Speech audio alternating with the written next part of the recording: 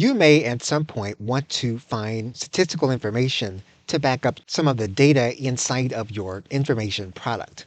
You can use sites like marketingcharts.com as well as statista.com, and there are other sites that are like them that will provide you with verifiable survey data and verifiable scientifically collected data. And you can see just a few of the sites here on your screen. For example, if you live within the United States, you can use data.gov or the Bureau of Labor Statistics. If you don't live within the United States, you can find a similar entity in your country.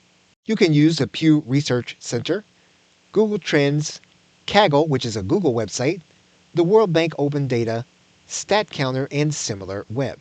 For example, you may choose to look at the Pew Research Center to determine if there's information on your topic area.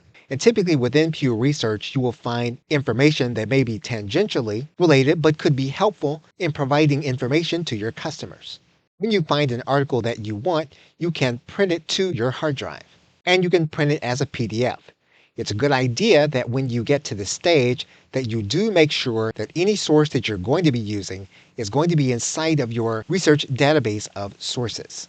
As is the case with most research websites where the information is free, you'll need to discern between the interpretation and write-up and the actual report.